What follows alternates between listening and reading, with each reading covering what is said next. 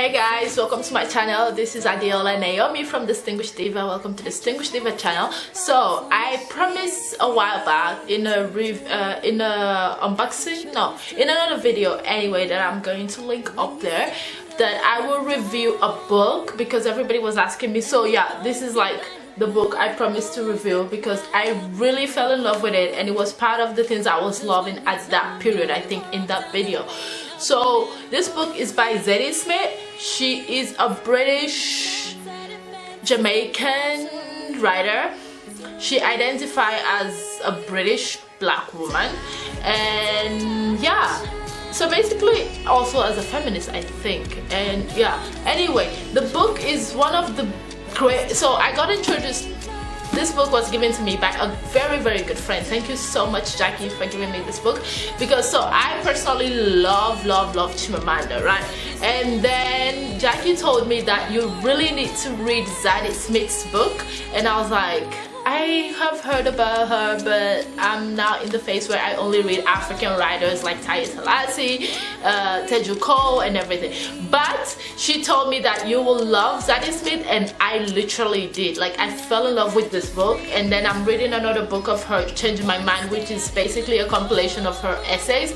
And also White Tea is one of the best books out there. So I really want to diversify the content of this channel, so why not share with you also the things I love doing, for example books, because I am a maniac with reading books, and why not share it with you. So let's go to the video quickly and just tell you the book's really what it's about. So this book is actually called On Beauty.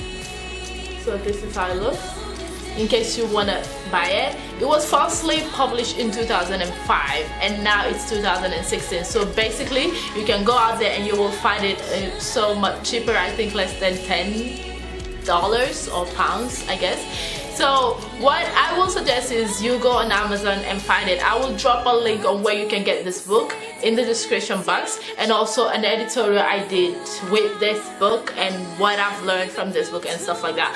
So basically the book is has won non-fiction awards, and also I'll read the back. The Sunday Times said it's one of the top 10 bestsellers for Sunday Times, and what the New York Times said is glorious, wonderfully engaging, wonderfully observed, that written a novel that is affecting as it is entertaining. So the book is about how we fall in love. Okay, I'm not going to read the back, but okay, maybe I'll do it. Let me read it like fast and quickly. It says, why do we fall in love with the people we do?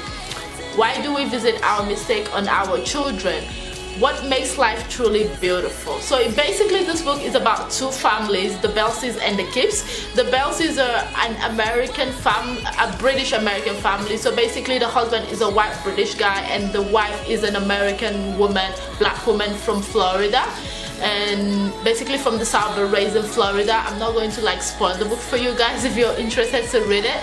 And they have three children. They have Levi, Zora, and Jerome. So their father is an academic, which means he's a lecturer in the the fictional university called University of Wellington, somewhere close to Boston. They're a middle class American family. Their children so basically the book deals with like how their children were battling and trying to find their identity in America and also in the United Kingdom. They've lived between the two, so it's been a bit of a transatlantic story, I guess.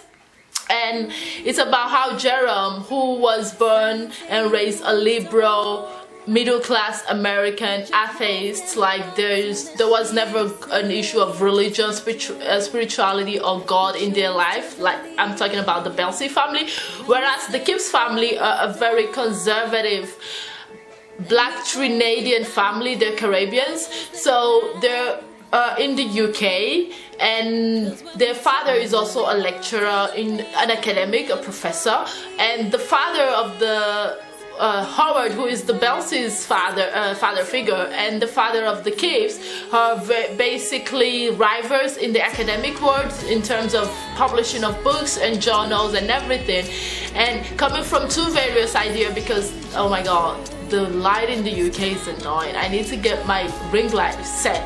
Okay, I'm continuing. So basically, Howard, who is the white guy that is the father of Zora, Jerome, and Levi, is very liberal, atheist.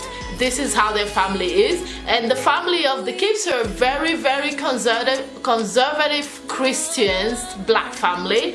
And so it was also basically a discussion of the Affirmative Act in the United States, how a black Caribbean guy who is British cannot understand why the black community are so liberal and also have the Affirmative Act in the first place. And he's like, he's basically literally, so I'm gonna put it out there the way he said it, was that you cannot always make slavery an excuse for your whatever it is, your lifestyle, for what your life is today. And he believes that you just have to get out there and do stuff, and if you work hard enough, you'll be where you're supposed to be. And whereas Howard believes that society owes it to black Americans and basically black people, I guess,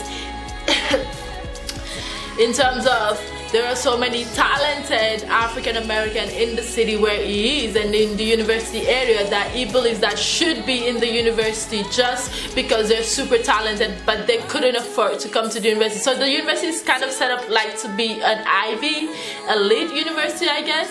So Jerome is going to Brown, for example, and his daughter Zora is going to University of Wellington with him. So basically she is a professor child in the same university, and that comes with it ups and downs, I guess, because also her father had an affair with a co-professor of a class that she really loved to be part of that class, a poetry class, but the teacher was like, you do not have the talent, and she basically blackmailed somehow the teacher and the university dean to believe that the teacher's behavior was because of her relationship with her father, because the relationship kind of blew up in their face. And her mother, who is a very reserved, docile, gentle woman who is very middle class and no idea of like, she's very, the representation given to her and her image is very weird. Like, to me, I don't understand it, but then again, I understand that there are so many women out there who are like her, and she is a very motherly. She really loves her children. She really gives them the freedom to make a decision for themselves, the freedom to go into the world and discover the world. Whereas their father is totally different, and their father is very strict, and not really strict because he's also a liberal. I'm talking about Howard, the Belsey father, is also a liberal. So he also gives them like ideas, and he talks about their ideas and how they're thinking and everything. And also their children, who are 3. So basically their children are going through a crisis of identity, both in terms of they find this amazing African American guy who is super talented and listen to the same kind of, not the same kind of music. So they're exploring the music scene, I guess, in America for black people and African Americans. And they're also, in terms of like, they feel like they're not really like rooted in the African American culture and pop culture and society, I guess. So they find this guy, and Zora made him like his name is Michael, I guess, I don't remember. Carl, okay, Carl. So this guy's name is Carl, and Zora made him like her projects, you understand? I don't know how this goes. Like, so if you know, a middle class, very liberal young woman decide that she wants to help a very beautiful, like physically appearance and talented young black man who also is in the street, like he lives in the supposedly ghetto or the hood somehow. So basically it's like she is trying to bring him to the university environment and trying to tell him like, you're so talented and you need to be here, and you need to take advantage of your potential and your talent. And he really doesn't care, because he just wants to be him. Like, he just loves rap music, and he just call it rapping, and he just rap, and he doesn't like consider rapping to be poetry, even though his rap is so dope, as Zora will say. And Levi, her younger brother, is going through a phase where every teenager goes through, trying to find their foot in the world, basically. And this is, I think, one of the things I identify with Levi, is that we all feel this sometime, because society makes us think that we have to have a singular identity, whereas people coming from very multicultural background and raised in multicultural and diverse lifestyle, both in terms of race, class, and also socio-economic power or environment, have to try to navigate your place in the world to see where you fit in and where you belong, basically. So basically this is what was going on with Levi. As a young child, he was trying to just fit in. He doesn't understand and identify with his brother, who is in brown, who is very Ivy, who is very intellectual and also very boring according to Levi. And whereas Zora might not be boring, but she's also into the academic world, and to him she is just like somebody he cannot even understand, because she's very into poetry and he's into rap music, but he doesn't know where to look for to find that rap music, and he was not even raised to believe in anything, so it was a bit of a hard thing for him to try to find his foot in the world, right?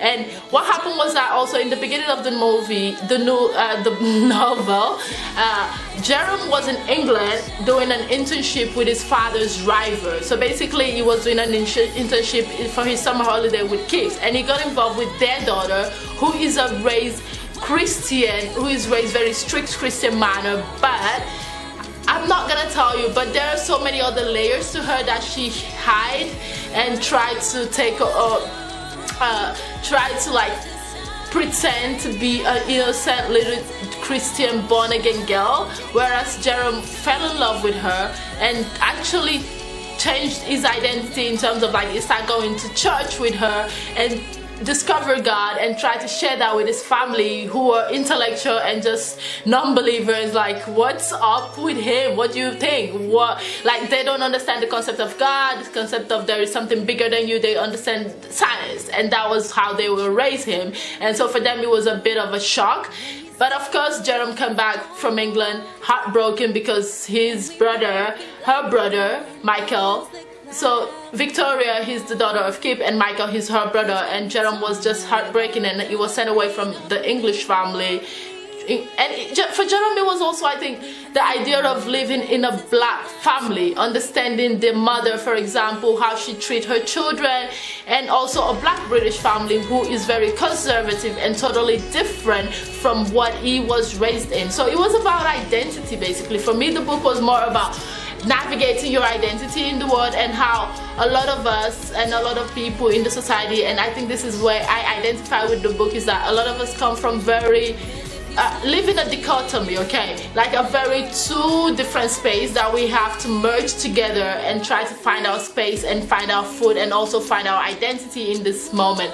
And through all the chaos and the trials and the trouble of finding your own identity, there was an issue of infidelity came into the space, and also the allegiance of the children when it comes to divorce, and when it comes to the mother and the father going through a fallout in their marriage, who the children choose to be, and how the children actually live and experience all of this, and how the children, which I'm talking children, they're not young anymore, because the youngest is a teenager. And also you also have to do with death and how we deal with loss. And basically I think the book is about life, human emotion, like how we deal with the various emotions, both trust, distrust, loss, love, and who we choose to love and who these people are, and also how we project our lives on our children, and also how we see our mistake being repeated in our children, or how we see and observe the injustice in other people's life, and how we try to fix that or to leave that, or even sometimes how we forget to give a voice to those who need a voice and basically speak over them or speak at them instead of speaking to them. So I was very enchanted by the book, and I would really suggest it if you love books that deals with human emotion, basically raw human emotion. It's very engaging. I was like so into it that I couldn't put it down, so I basically finished this book, see, in a day. It's how many pages? Let me see. Oh, okay, it's 442 pages. So I finished all this book in a day, but because it was summer, so I took it to the beach and that was it, and I couldn't put it down. And also I would suggest for you to check out like Zadie Smith as a writer. Generally she is a brilliant woman and a brilliant writer, okay, because I don't know her personally, right? So that's it for now, and I hope you love all these book reviews. And if you want more of book reviews, I have a lot of books, and now I'm settling. So the good news I wanted to share with you is I got a place in London and I'm moving next week. So there will be my own space where I can actually shoot videos and like figure out how to function in my own space, right? This is my parents' space and it's difficult and different to function here, I guess. Not difficult, but it's exhausting, like to try to see where the light is. So I'm sorry for the quality and the lighting. Thank you so much for watching. Thumbs up the video and see you next time. Bye. Do you like my hair?